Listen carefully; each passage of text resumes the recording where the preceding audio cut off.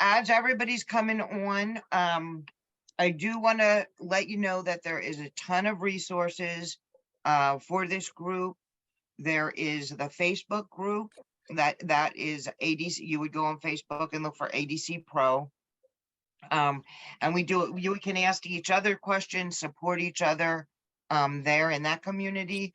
We have the webinar at the second Wednesday of every month. YouTube, there is just a lot of content Kris puts out. So if you go to YouTube, you would search Kris Chana. It has shorts and longer clips on operations, on marketing, on building your business, all kinds of different specific things. Wow. And then Kris also does personal coaching calls. And to book those, you would just go to our adcpro.com website. And there is a button there, which you guys might have gone to register for the webinar. And there's one that says book a coaching call. So all of those are all resources that we can all use, and we can all use each other. And when we do get together on this webinar call, it's kind of nice because we can see each other and talk with each other. And then in between, we can communicate on the Facebook group. Is a good place to find a lot of us already on it. And if you're not, jump on there. Let's see, where are we at? 6:40. Okay, he should be coming on shortly. So you want to hire a consultant to help you open your very own adult day center? Well, I may not be a consultant. However, I'm happy to coach you.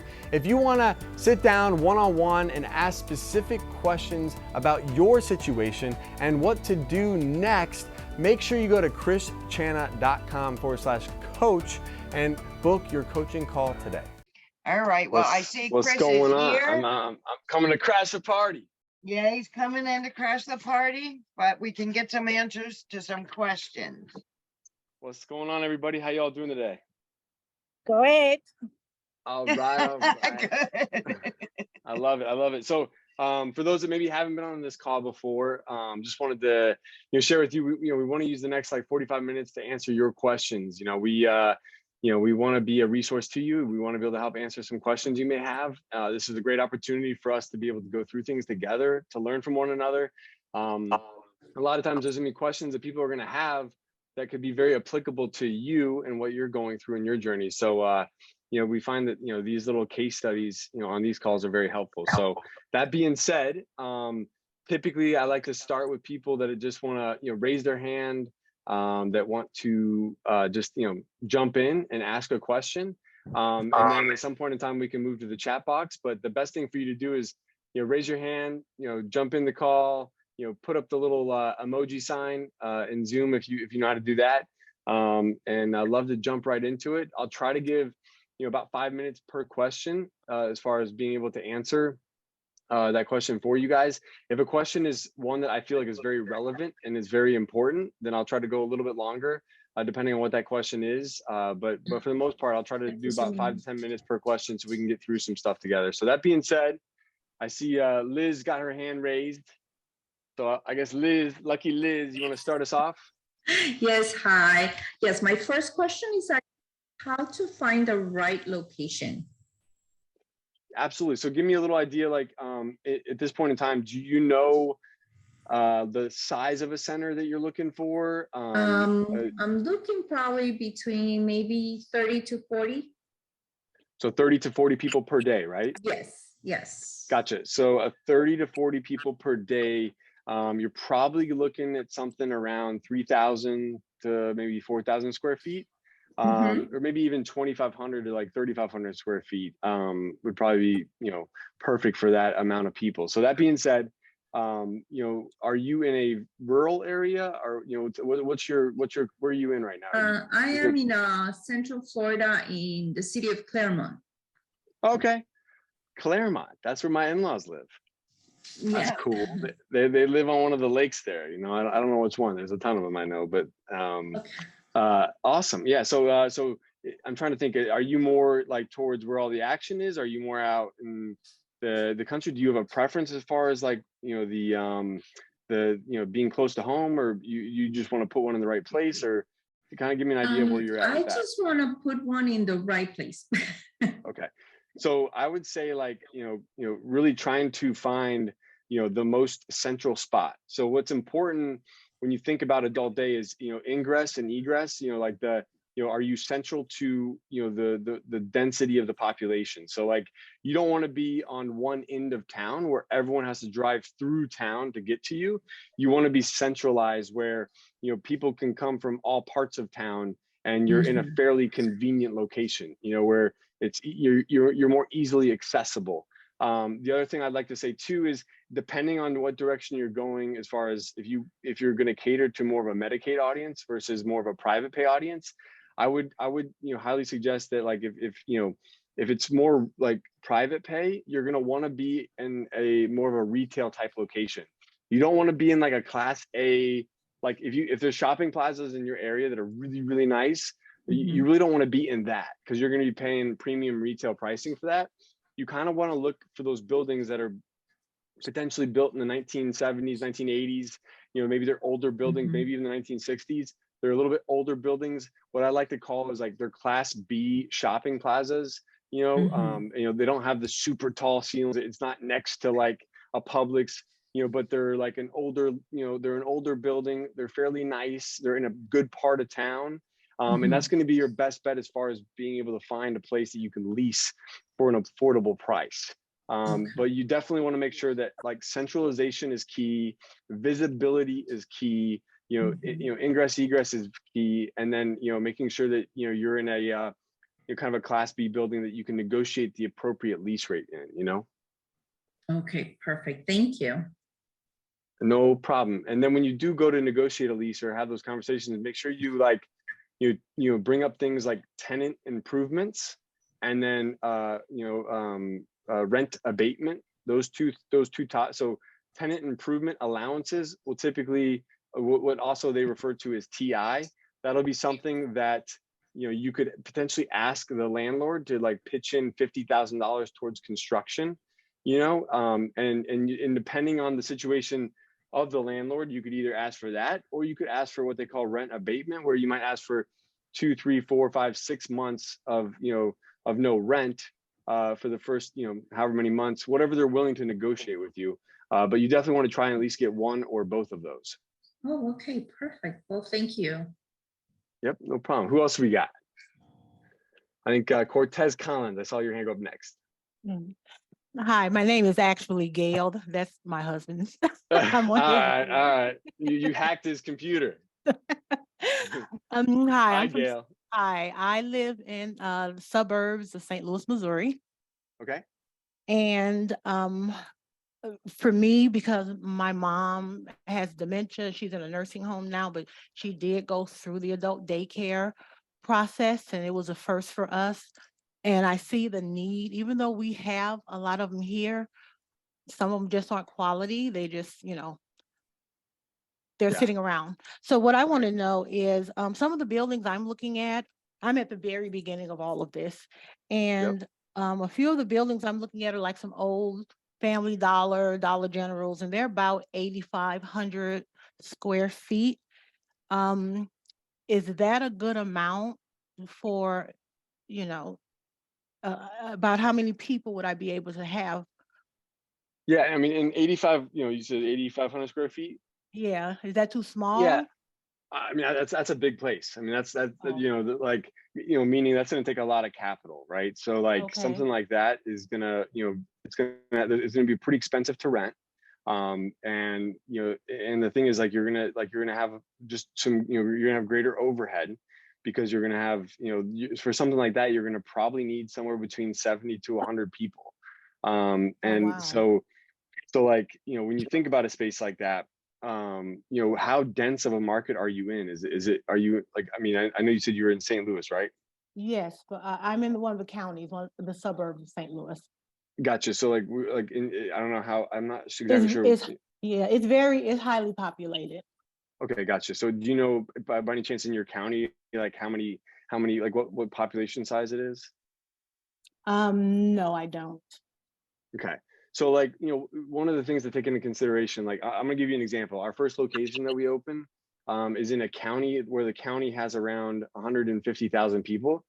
And then we're opening up our second location in Sarasota right now, which is the location behind me. And that location is in a county that's much larger. You know, probably about 5 to 6 times the size. You know, Sarasota County is closer to around 700,000 people. And the density of our market, you know, where this location's going in, is about 3 times the density of our Port Charlotte market. So, you know, so that being said, within 5 miles, we have like 90,000 people over the age of 65. And so like, you know, if you're thinking about like an 8,500 square foot space, like we're doing an 8,000 square foot space, we got, you know, 70 to 90 people is our target range. But that market's fairly dense, where the people, you know, over the age of 65 is around 90,000 people within 5 miles. Okay. So that would just be something to like, you know, take into consideration, like, you know, going and starting with an 8,500 square foot space. You know, if you're well capitalized and you brought on the right, like a group of advisors to help advise you through that process, Yeah. I think, you know, that's great. I mean, you're going to build a But I'm really not. big business. You know, if capital and like, you know, like, you know, uncertainty is kind of like, you're in this stage where you're like, you're not really sure what I should do next and where I'm at, and, Yes. you know, and how much capital I have, then I would definitely suggest, like, you know, starting smaller. You know, I have a friend that he started with a 2,000 square foot space, and then eventually they opened up a 12,000 square foot space, you know. And so, you know, but it was really that 2,000 square foot space that allowed them to kind of work out all of the problems and figure out, you know, what works, what doesn't work, you know, figured out how to like go about billing, you know, families for services, doing that, you know, just all the things that you do when you first start a business.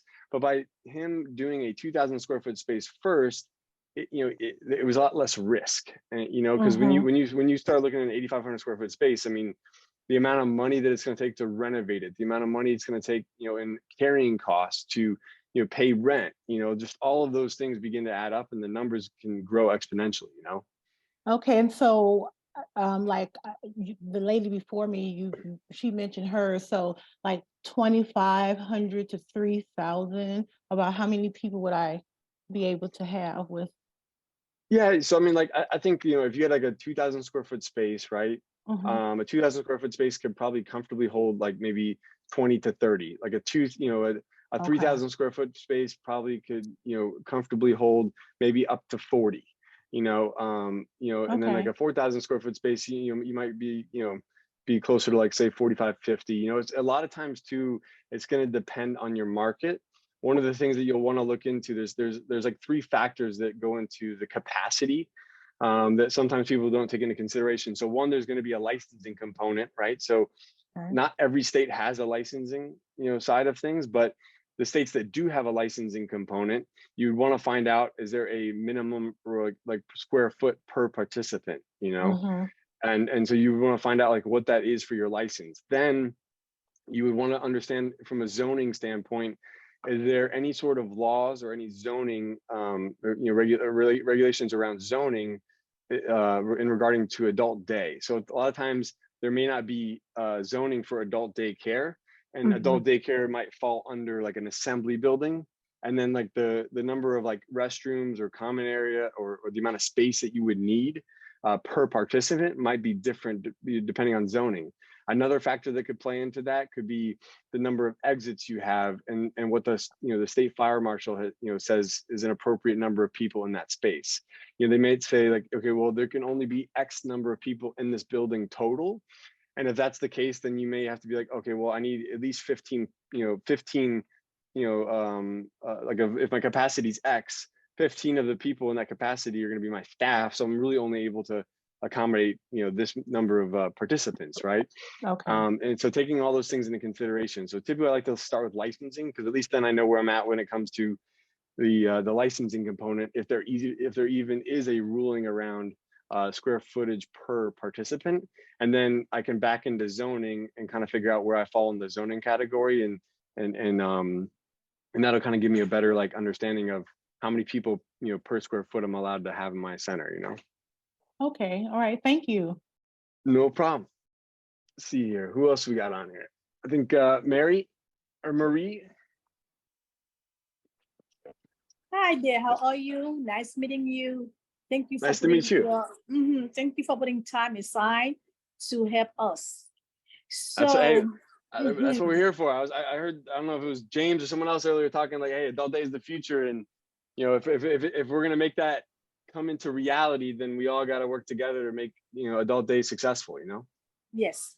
So the bottom line for me, I do have the place, which is my church. My church is a big church, so I already spoke with my pastors.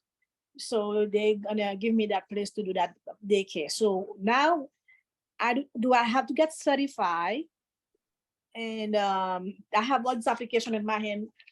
They on my email. I don't know how to do. I need to have my certification. I don't know nothing. I'm just So where are you located at? I'm in New York. New York. Okay. Gotcha. Yeah. So in the packet you were talking about, is that your license? You're talking about your license, your licensing application? This is just the application that I'm supposed to be fill them, but I don't have the information to put there because I don't have my license as of yet. Do I have to be licensed?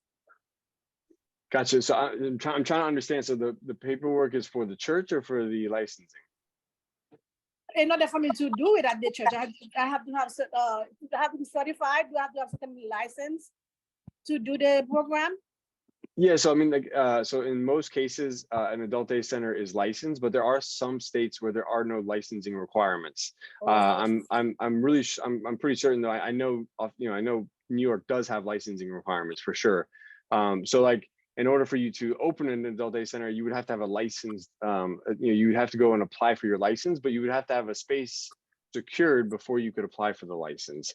And you know, in every state, when it comes to the licensing application and what the application is going to need, is going to be a little bit different. But in most cases, you know, when you go to apply for that license, there will be information on the website, you know, specific to that state, you know, what is required to apply for a license.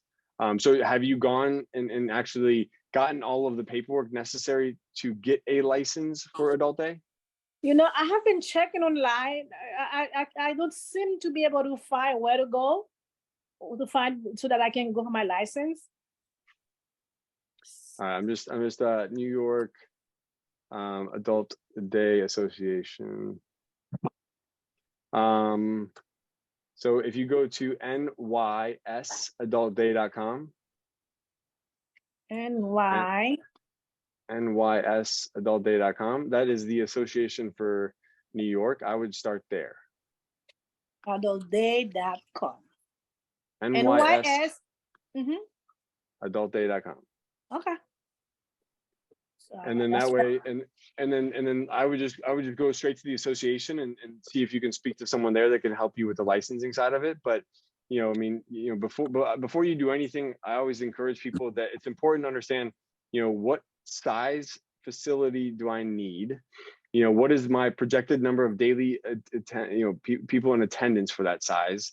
And that's what I'm shooting for. But then I need to back into that and understand, okay, well, if that's the size I'm shooting for, how much money is it going to cost me to renovate it? How much money am I going to need in working capital? You know, as far as like, paying for salaries, paying for, any of the, just, those expenses, like you're gonna have to pay for insurance, you're gonna have to pay, probably have an admin person, a marketing person, a couple other people on the team.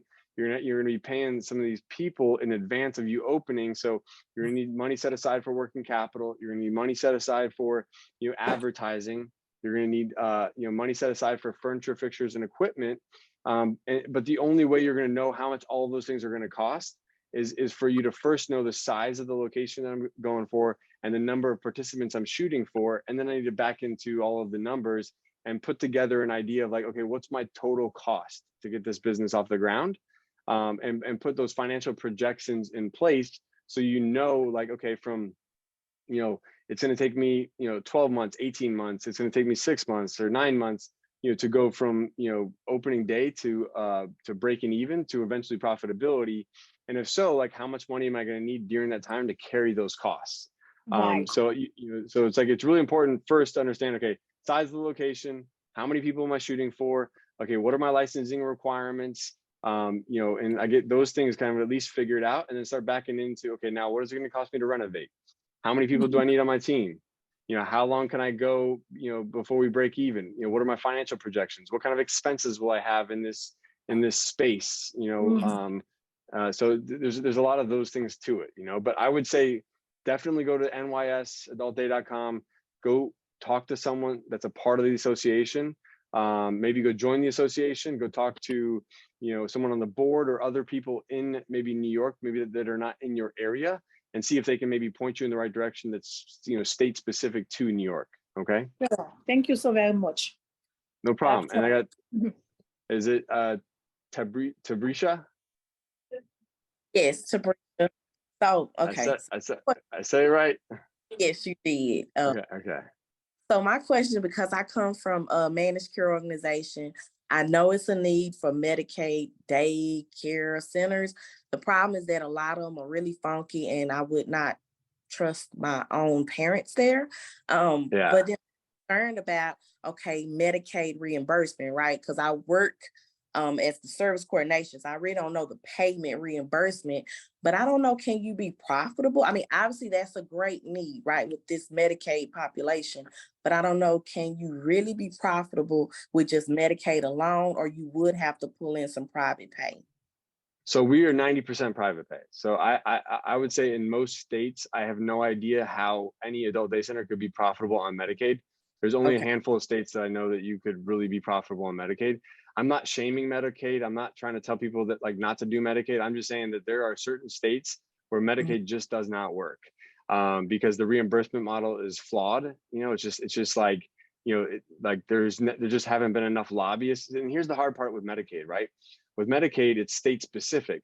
So there are some states where there's been enough people who have lobbied to have the reimbursement rate be a certain amount that's gonna like be beneficial to an adult day center to run and operate successfully in that area. But then there's other states it's just terrible, and the reimbursement, you know, amounts are so low that you know, Medicaid just does not work. And so, you know, I know for us, like we chose to, you know, focus on the private pay model because then we wouldn't be at the mercy of you know, lobbyists and, you know, the state and whatever like law, you know, rules and regulations or decisions they make, right? So you know, the hard part is you said what state did you say you were in? Texas. Texas. Okay, so I think honestly, I think Texas is one of those states where it's got like don't quote me on this, but I think Texas is like, maybe it's not Texas, maybe it was Louisiana, but I know one of those states has like a reimbursement rate of like $35 a day, which you can't make money at $35 a day. Okay. And when you say long-term care, well, not long-term, when you say private pay, does that falls under like the VA, or is that long-term As care? Visa, MasterCard, and American Express, or you know, electronic, the ETA or whatever, ACH or whatever, you know. So no, it's you know, in most cases, here's what's interesting. Most people don't know this. Only 16 to 18% of people in the entire country over the age of 65 are on Medicaid. So there's only 12 million people or something like that. I forget. There's only like 12 to 13 million people that are on Medicaid, which means that there's 84% of the population that doesn't qualify for Medicaid, and you know, and has the potential to have the funds to pay out of pocket. And so if you think about companies like Home Instead Senior Care, Right at Home, Bright Star Care, you think about companies, you know, all these assisted living facilities, they're all like 90% of all of those are focused on more of a private pay model. Because you know, that's ultimately the only way for them to be successful. You know, I mean, the Medicaid is really all about volume. Medicaid works when you can have 200-300 people in a center at a time, and you know, it's like your margins are super razor thin, but you have a ton of volume. You know. All right. So you know, I don't want to discourage you, but I think like the important part is like understanding, are you potentially in an area that you know, has the right like payer mix, where you know, like we do accept Medicaid. It's not that we don't take Medicaid, it's just that it's not our main focus, right? So we have about 10% of our population on Medicaid. We have another about 10% of people on VA, and then we have about 80% of our folks that are private pay, you know. So hopefully that was helpful. Interested in owning your very own ActivAge? Join the fastest growing franchise concept in senior care. As an ActivAge franchise partner, you can be in business for yourself, but not by yourself. Have access to a world-class Margaritaville style environment, and together we can change the world for seniors and their family caregivers. Own an ActivAge today. Shh, it's a movement. I think I got Tamika next, maybe.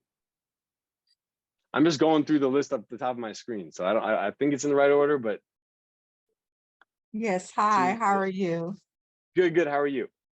Good. So my question is, I'm a registered nurse, so that's my background. And then Okay. I became interested because my mother, I've always wanted to do like a group home, but when I saw my mother go to an adult daycare, I'm like, oh, this is good, and there's a need for it, right? But where Yep. do I start, like with my back? Because do I have to become a Medicaid provider? Do I find a building? Like, what is that I need to focus on my starting point? I pulled up the application, read it. I'm reading some policies, but like, what is my starting point for me? And I'm in Florida, Orlando, Florida. Okay. Yeah. So for me, I always paint the vision. Like, what's your vision for the business? The number one thing you need is a vision for the business. Do you want to build a big business? Do you want to just is this like am I going to become the primary breadwinner with this business? Am I going to have like multiple locations and scale this business? Do I just want to do a small, more intimate environment, make, a fairly decent like living that could potentially replace my current income, but not necessarily like build this massive, this huge business with a ton of risk and a ton of like overhead and a ton of like headaches. I just want to have something comfortable and hang out with my 15 people per day. Do I want to be like heavily involved in the day-to-day, like activity program? Do I want to, hire someone to do all that stuff for me, and just, pop in a couple times a week and hug and love on everybody? Like, what is it that you want for yourself when it comes to this business, So I'm more into the intimate, small, maybe 15 to Yeah. 20 people, something, because I love to take care of people. So something more that I can be more involved. But eventually, as I see the need to hire, like I do want to bring people in, because actually there's me and a friend of mine that wants to do it. So starting out small, who knows what that small may Yeah. turn into. Yeah. But Yeah. But see, I definitely think so, but that's great. See, the fact that that is like step one, right? So now that we know that, like, there's a good chance that you're going to be working a lot in the day to day, and you're probably going to be doing a lot of the activity programming, the caregiving, the billing, and a little bit of everything, right? And there's nothing wrong with that. Like that's fantastic. And I always encourage people to at least understand what they want out of this experience first. So now that we know that, I would say, for you, it's all about trying to find that like space that can accommodate those 15 to 20 people, right? And then what I need to do for that is try to figure out, like, what is that going to cost me to do? Like, how much would something like that actually, cost me to pull off, right? And so if we're thinking about something a little bit more intimate, 15 to 20 people, I'm probably looking at a space that's around 2,000 square feet, and so, for you, it'd be kind of like, in that, you said you're in central Orlando, right? correct. Yeah, so I think, really kind of identifying like, like what part of town do you want to focus on? And do you want to, and do you have like, do you want to focus and cater to, more of like the Medicaid population? Do you want to focus more on private pay? Is there a certain like, demographic of the population that you want to focus on? So a mix, because Okay. where it's profitable for me. Right, I know right. that private is, and I know that there's a need for Medicaid, but I know that the private is probably more profitable. So kind of like mixed. I like how you got like 80% private and 20% Medicaid and VA. As long as Yeah. it's profitable, I'm not.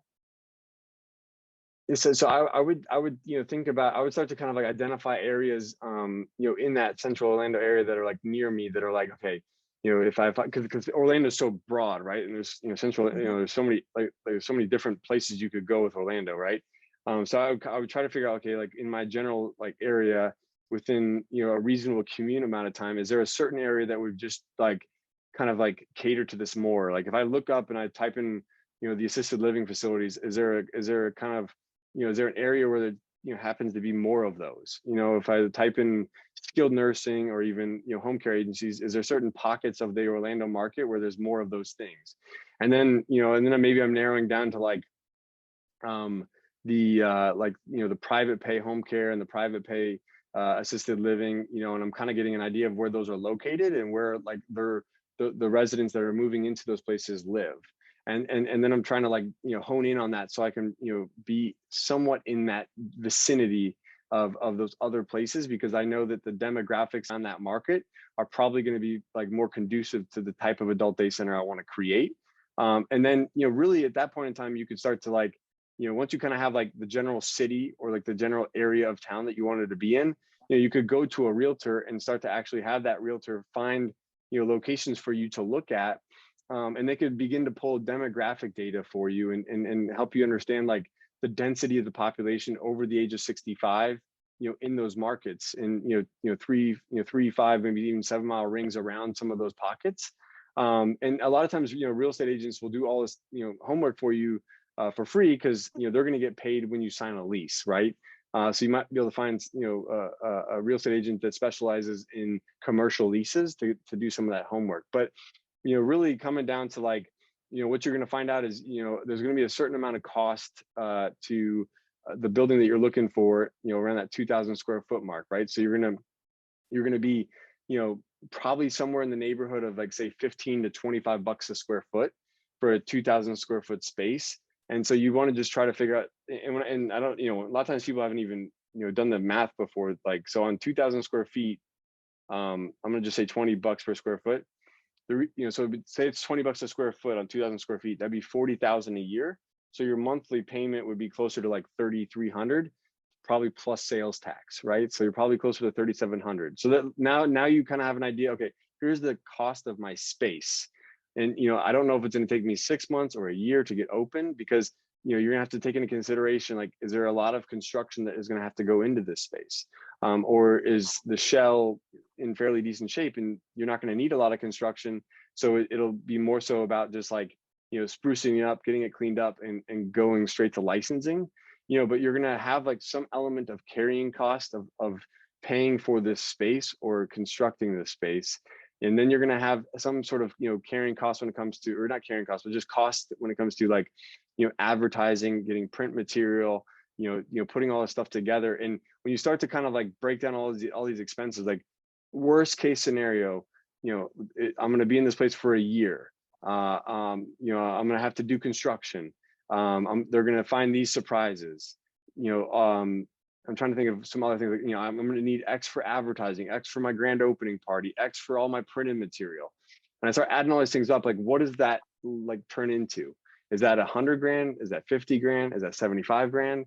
And then you would have to ask yourself, like, okay, say then, like I get open, you know, what is the cost from opening day to the first 6 months? Like if I start bringing in new people, you know, I maybe I have 5 people the first month and 10 the second and 15 the third. You know, at some point in time, like, you know, where's that break even point, you know, when it comes to, you know, and so how much money do I have to spend carrying, you know, the business through that, you know, that place of, you know, breaking even. And so I'm taking in all this stuff into consideration, because now I'm like, I got to figure out, do I need to get a loan? Do I need an investor, or could I bring on a partner and we could do this thing together? You know, so I'm like going all over I feel like popcorn right now, but I'm just trying to like, you know, paint a picture of like how I would be thinking through this a little bit, you know? Okay, yes, so that makes sense and it's good. So ideally, basically find a place, see where you want to go, and then go from there. Yeah, because like licensing in Florida is pretty straightforward. So there's Okay. not really like really it'd be like finding the right location in the right area first, you know? Okay. And honestly, at this stage, like it may not even, when I say right location, you may not necessarily need to have the exact space. You just might need to have a general idea of the area of town that you would like to be in. So you could just get an idea of the rents in that town. So you could start to put together an actual financial plan, because before you do anything, before you spend any money on anything, you want to have a financial plan. You want to like just have a general idea of like, what is this going to cost me up front? And then how long is it going to take me to profitability? And then what am I going to potentially make, worst case scenario and best case scenario, what am I going to earn with this business based on, this information that I have? Okay, all right, thank you. Well, thank you. Thank you guys for being here. I'm going to move on to, I got, is it Rain? Rain? Did I Yes, say it sir. right? Yes, Rain. sir. Right. It's rainy like the weather. Making it rain. All right, Yeah. Rain. All What you right. got going on? So, I'm gonna give you a little quick story. All right. And so first and foremost, my background really is in creating like programs. And I've worked with Volunteers of America and the Brain Injury Association to create like a halfway house for individuals coming home from prison suffering from traumatic brain injuries. To fast forward, lately I've been working with a couple individuals that work with a program called ACCS, who work with adults with autism and all that. And I've experienced to work with adults in that setting. So the dilemma was I've been getting hired as a independent consultant to come in to act as to work with these individuals to take them out into the community, to spend most of the day with them. Their ISP pretty much requires that they have a certain amount of people to work with them. So to make a long story short, the families, I guess the programs haven't been able to supply the amount of staff for their adult to be out in the community or to do something throughout the day. So it just was brought to my attention, this is something that's needed.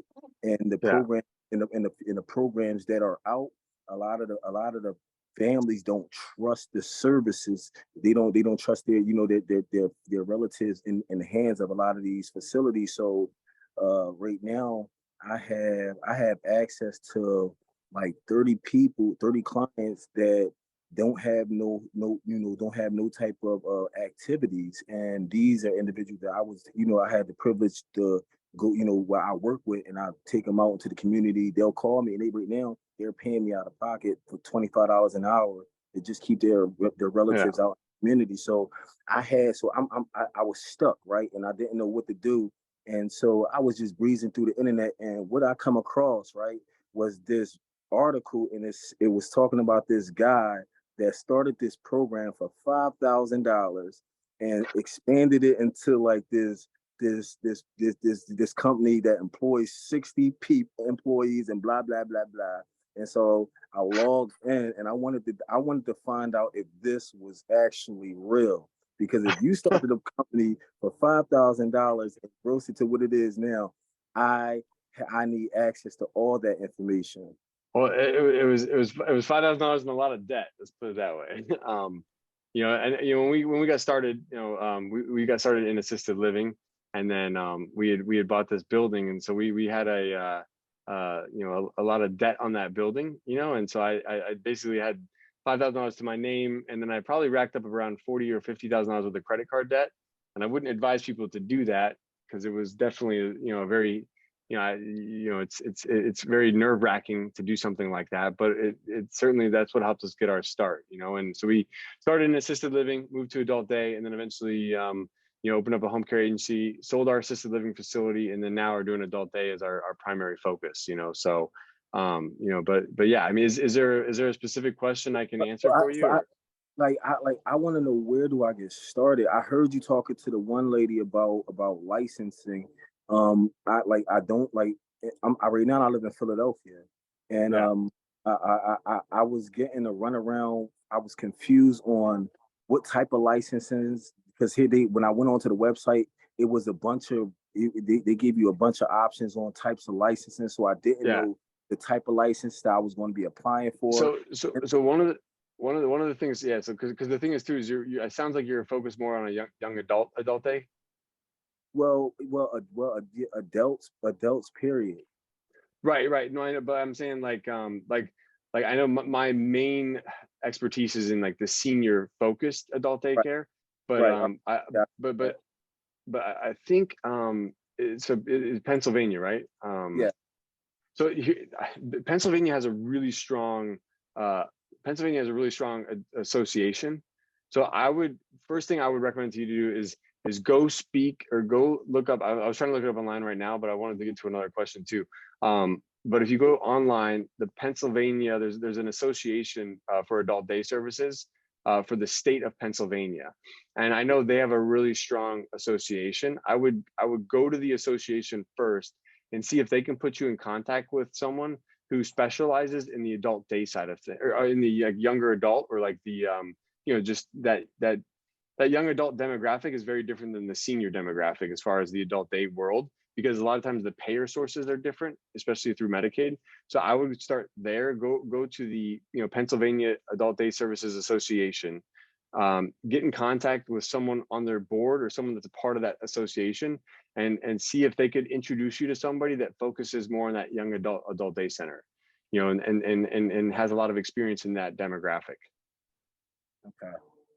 And then they would be able to help you understand, licensing requirements, reimbursement, resources, and all of those types of things. So you could really kind of like hone in as far as like a starting place. Like you could know what you could earn per day per member. You could know like what it would take for you to get licensed and what those requirements would be. And then that would be like kind of like my first place to start. And then backing into the rest of it once you knew those things. Okay. All right. So I think that's going to be that association is strong. Some states have no association, but that one's a good one. So you'll at least get real. You'll be able to like talk to real people and get decent direction from there. Okay. All right. And I think there's a lady named Joan Marie. Joan Marie, I think she is part of it too. So maybe you could name drop her as well. What's the name again? I think it's Joan Marie. It's like Joane Marie. But she's heavily involved in the Pennsylvania Association, I believe she is. So, okay. Okay. And then keep stay in touch, man. We want to follow your journey. All right, I definitely will. All right, buddy. All right. I think I got Suzette on here, and then I'm gonna try to do 2 more here real quick. All right, Suzette, you there? Yes, hi, Kris. What's up, girl? How are you? I'm gonna hear. It's tough, but I know, still here. I know, girl. Yeah. What you got? So now I'm dealing with a provider asking for policies and procedures about driving, regulations for the vans, the transportation side of it.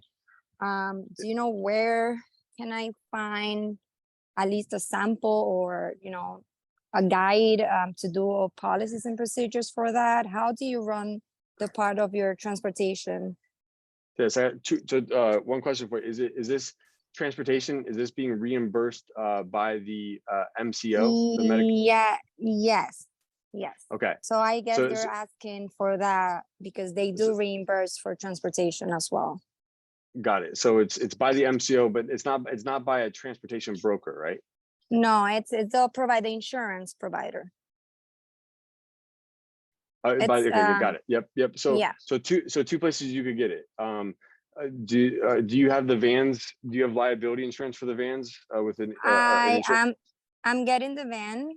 I have it, but I'm trying to incorporate it now in the Okay, the company. So a lot of times, like when you go to get commercial general liability insurance on a vehicle for your commercial business, when you do transportation like this, I know in my experience, the insurance companies sometimes will provide you with a policies and procedures manual that you could use, and they already have like templates that like the insurance companies like to see.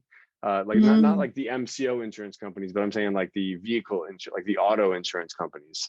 So a lot of times when you get commercial auto insurance, there will be a policies and procedures like booklet that they would be able to give to you that you could use and modify.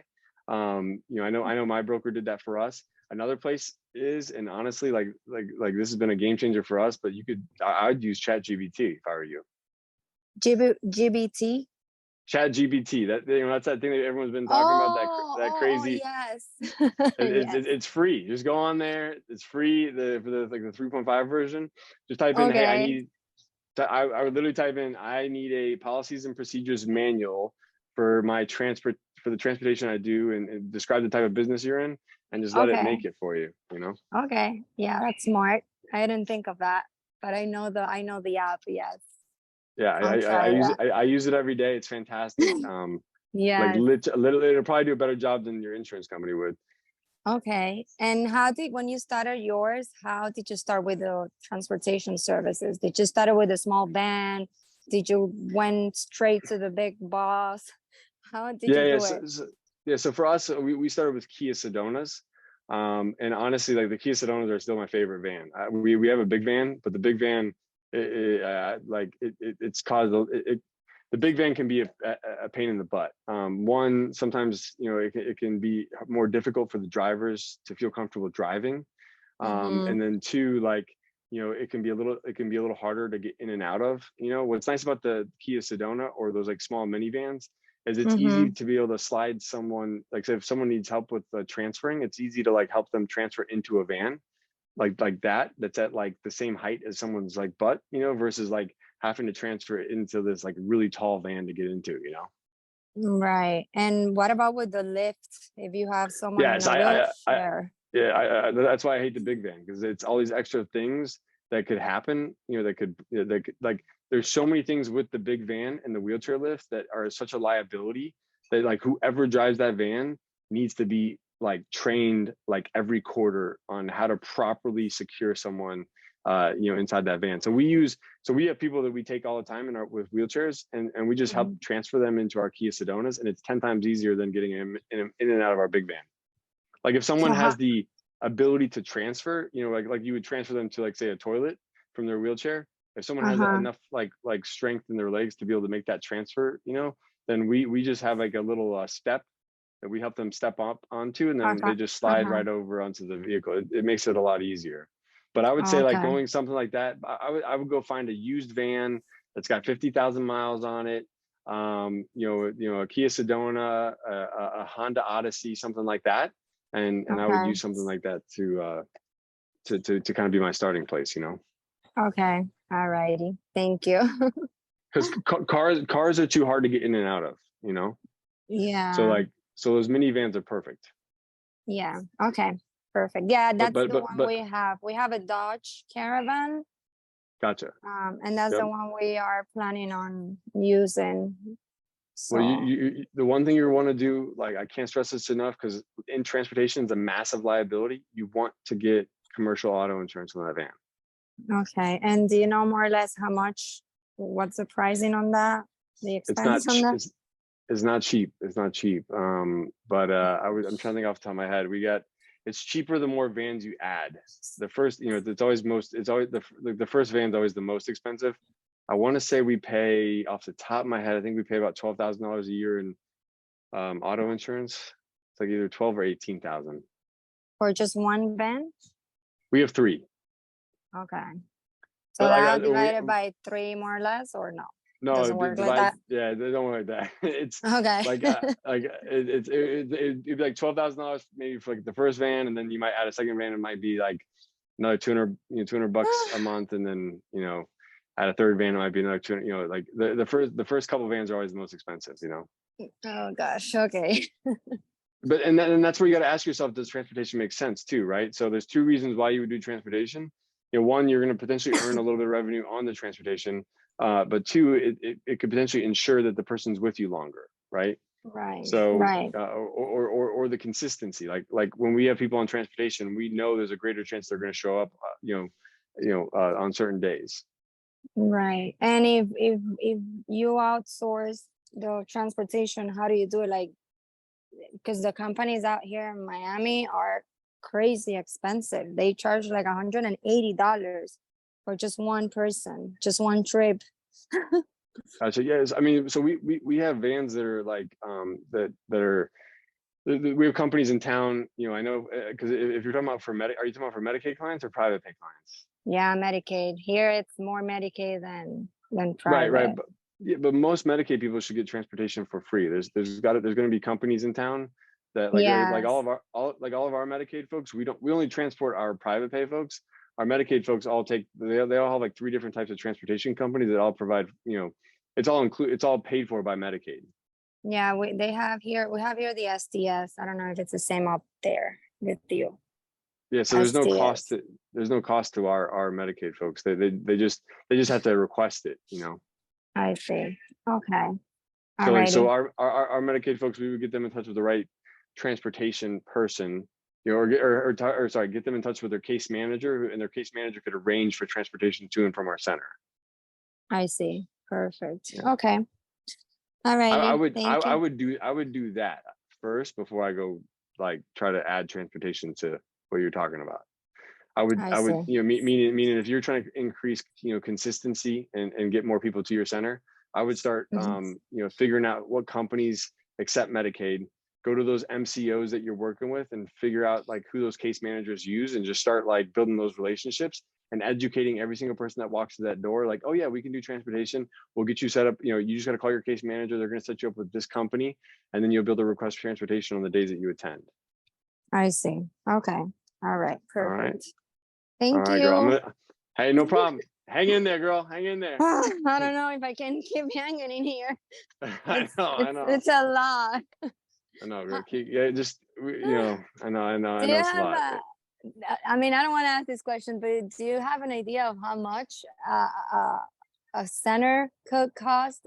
Not with like without participant, but already licensed and all those steps already done. Do you have an idea, a number? Just in case. It just, you know, it just depends on the center, you know. It depends on this the Okay. center size, opportunity, the you know, is it a lease space, is it a purchase space, you know, is it a there's a lot of Yeah, you know, a lot of it really factors. depends. Yeah. So All right. all right, girl, All I'm right. gonna do one more. I got Deanna, and then we'll wrap it up here. Deanna, you still there? So you want to pursue the American dream, you want to start your own adult day center, but you don't know where to start. Go to adcpro.com and click on the blog section and choose from all sorts of categories, including financial, startup stage, marketing, operations, and much, much more. Become the adult day pro you were born to be. adcpro.com. Hi, Hello, how are you, Regine? I'm in I'm in New York. I'm in Queens, New York, and you answered most of my questions already. Thank you Okay. for that. It seems like we all have the same questions. So, oh, sorry. I just have a few more. Okay. I wanted to know, does the space has to be commercial or can it be like a apartment type? Like let's say a one family house or something.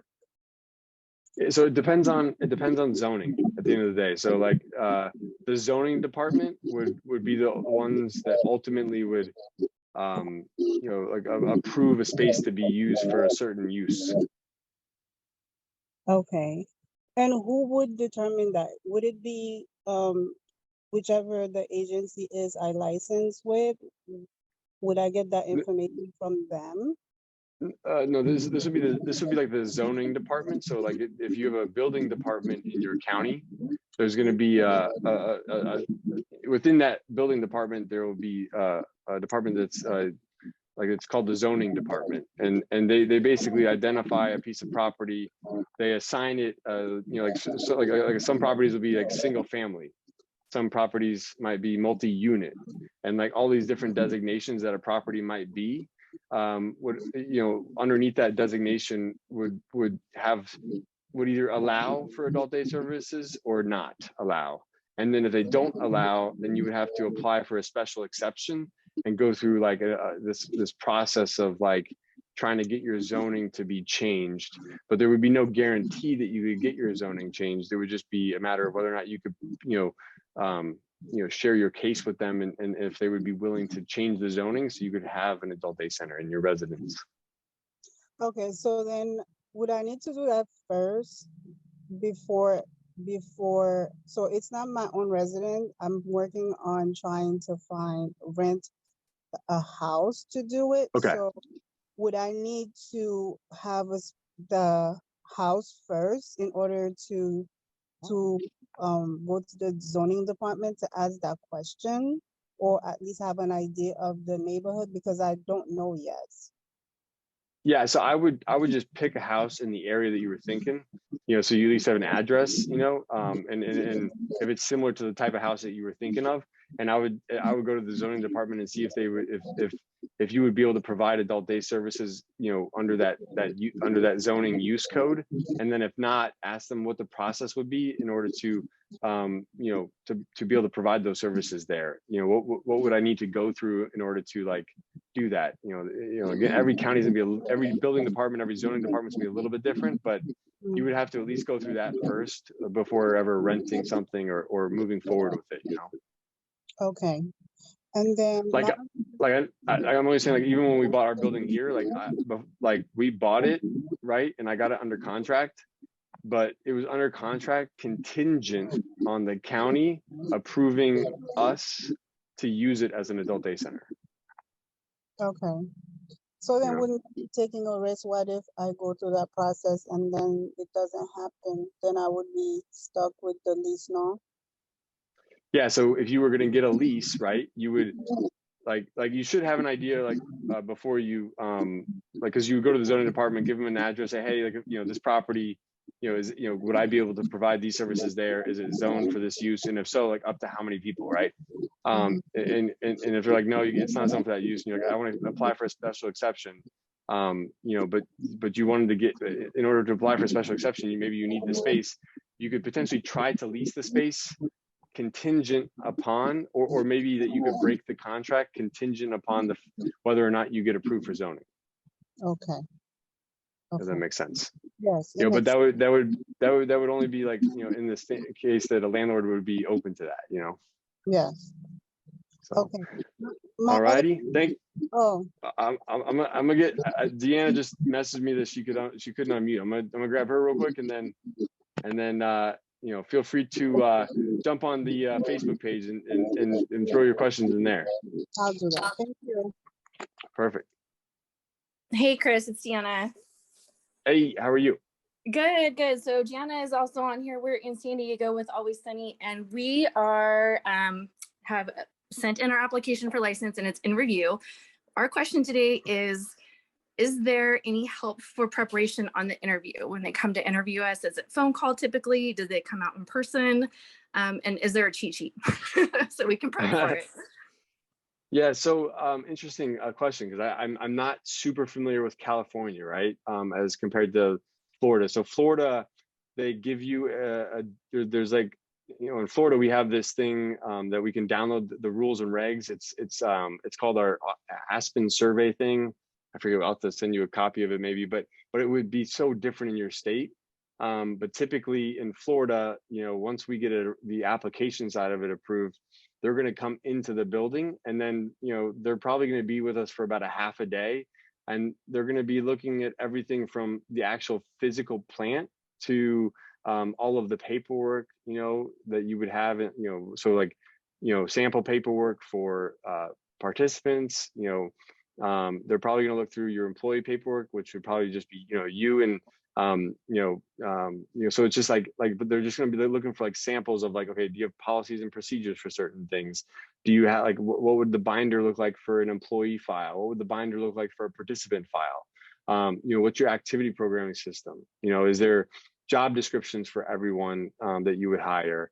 Like, is there, I'm just trying to think, like on the food service side of it, if you guys are providing, food or things like that, like, what does that look, is there a food service manager, but most of this stuff should be like, do you guys, again, the state of Florida, we have like rules and regulations like that are all like specific as to like, what is required of us, to operate within our license. Do you guys have that in California? Are we there? Are you there? Yeah, you're there. Yep. Okay. So yes, in California, we have rules and regs, and we've gone through them. But our procedure, I think, once application is reviewed and obviously application is approved, they do an interview, and then they do a secondary. So it's kind of a 3-step in California. They talk to you on the phone or in person. That's the unsure part that we have. And then they come out and they do a facility tour. So, and then at that facility tour point time, they look at just all the things that you were, just mentioning. So we have all of that in order. I'm just curious on that phone interview, or if it's in-person interview, kind of the things they're going to ask. Is it going to be mostly regs, or is it going to be, policy as well? I'm like I said, I'm just getting a little bit more info I on know. that. Yeah, no, that's a hard part. I'm not familiar with the phone interview. I don't know the California market as well. But Gotcha. the in-person stuff, I mean, for the most part, I feel like it's always policies and procedures, because as long as the Okay. physical plant meets the requirements within the rules and regs, then that's pretty easy, right? It's just like, this is what it like that one, the physical plant to me is always the easiest. It's all Right. the paperwork crap that's like, Yes. I didn't think of that. Let me go type that up real quick while you're here. Like, Right. um, Exactly. so yeah, so I think that's the hard part, is like if at the end of the day, if you have read through those rules and regs and you're like, gosh, I'm sick and tired of reading this, I could rewrite this thing myself, like at this point, then and you built everything you could possibly think of for that, then the only other thing I could ever say is, like, you potentially could reach out to someone else that has been through this in your market. I think you're also in a state that happens to have a really successful Adult Day Services Association Sure. So I would tap into one of them, see if you can get in contact with somebody that's part of that association, Okay. that would be willing to just say, hey, this was my experience going through that process. Right. Okay, perfect. Yeah, just to have that insight from someone who's been through it would be great. Yeah, just so 100%. And like there's a handful of states that have more robust adult day programs, and yours is one of them. So I think the luxury you have is that you're going to have more people you could reach out to that could potentially help you understand what that process looks like. Then other states may not have that luxury. So I think because your association out there is so strong, I'm sure you could find somebody that could help you through that for sure. Awesome. Well, thank you. I appreciate it. All right, guys. Hey, thank you. I appreciate everyone for joining us tonight. Make sure you join us, on the next one. I think, the second Wednesday of every month. So we'll be back here in August, and I look forward to having all you guys join us again. Thank you so much for everything. Adult Day is the future, and I appreciate all of you guys for believing in that and supporting this mission, guys. You guys have a great month, and we'll see you in August. Hey guys, thank you so much for joining me. If you'd like to learn how to open your own adult daycare center, go to adcpro.com. If you'd like the latest business tips, click here, and make sure you subscribe to our channel. Click here. We'll see you guys next time.